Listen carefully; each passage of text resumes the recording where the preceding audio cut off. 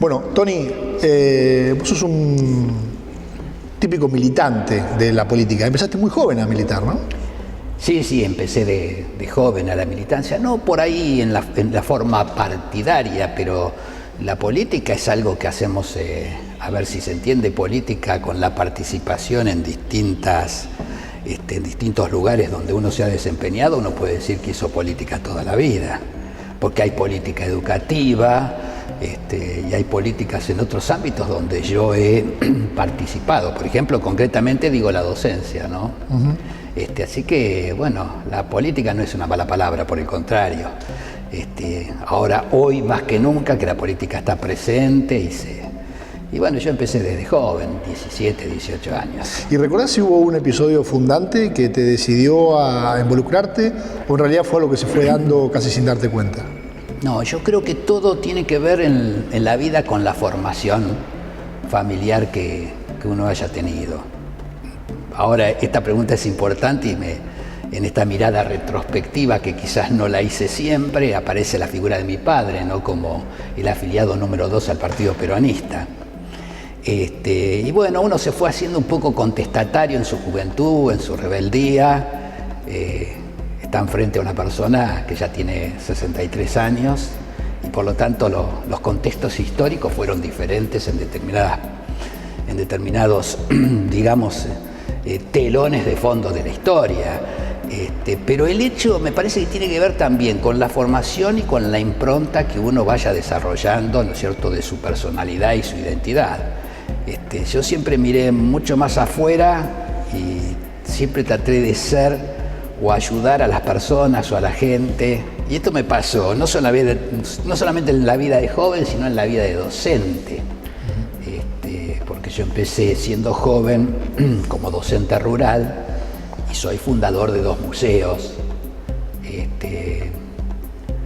En María Ignacia Vela, el Museo Histórico y de Ciencias Naturales, y el de Maquinaria Agrícola, que lleva mi nombre y que, bueno, son lugares donde uno quiere mucho y ha hecho cosas mucho por preservar la historia, por preservar la identidad del partido de Tandil, por ser un investigador de pueblos originarios, por haber escrito más de 6 obras en coautoría con distintos profesionales y algunas en forma individual.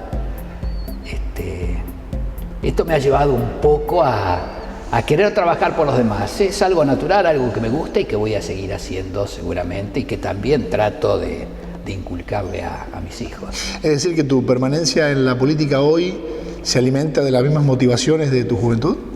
Sí, exactamente. En un momento determinado, cuando uno está en muchas ocasiones en la vereda de enfrente y critica determinadas cosas que no le gustan, también se tiene que involucrar con la realidad. No es fácil el papel en la política, entonces uno debe involucrarse y participar. Me parece que eso es el compromiso, eso es la solidaridad, ese es el sentido común que tiene que tener un verdadero militante, y hacerse cargo de esto, porque no construimos desde el individualismo, debemos construir desde lo colectivo y debemos de alguna manera comprometernos con la realidad. Esto me parece que es importante en la construcción ciudadana que hablamos, porque además muchas veces manifestamos que hay que construir desde lo colectivo. Bueno, pero para construir desde lo colectivo nosotros tenemos que dar testimonio.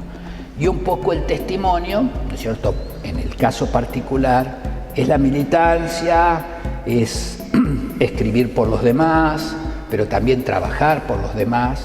Algunos lo hacen desde la política, desde la docencia, pero también se puede hacer desde cualquier ámbito. Se puede hacer incluso desde la tecnología. ¿Cómo definirías a la actividad política hoy en día?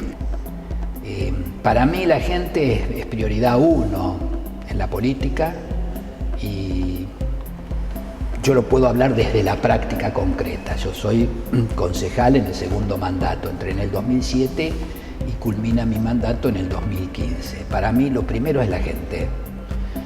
Lo demás puede esperar, pero las necesidades de la gente, los reclamos de la gente, uno los tiene que que recibir y gestionar.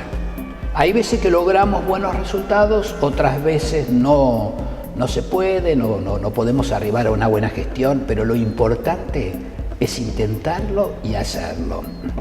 Esto significa, de alguna manera, no alejarse de la gente, porque a veces la política nos ubica en un plano, ¿no es cierto?, que nos encerramos detrás de un escritorio y a la tarde no salimos a recorrer los barrios o a militar, y me parece que hay que combinar e integrar las dos cosas. Pero la política no se termina allí, ¿no? La política sigue con tratar por todos los medios de plasmar proyectos que sean beneficiosos para la población donde uno está, donde uno vive, y también en proyección, ¿por qué no?, para la provincia de Buenos Aires, donde uno está inserto, porque esto no es una isla. Y en ese sentido yo le he dado mucha importancia a la política, pero también a los proyectos que he realizado a través de estos 8 años, que no son pocos. La última, vos tenés un diploma en gestión legislativa.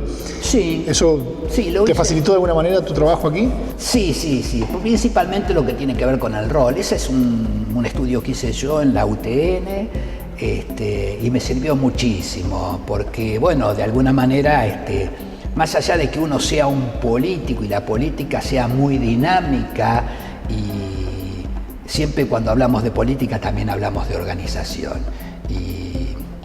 La gestión legislativa tiene que ver con la organización.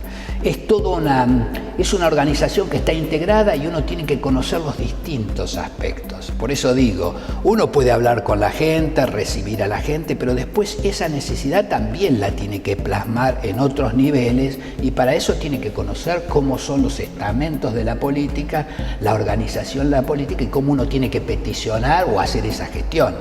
Una de ellas, por ejemplo, que me tocó a mí, fue traer los documentos digitales a Tandil. Las primeras máquinas para los documentos digitales fue una gestión que yo hice, en Buenos Aires, y eso tuvo todo una serie de pasos, y para eso uno tiene que conocer todo lo que tiene que ver con la legislación. Tony, gracias. No, gracias a ustedes.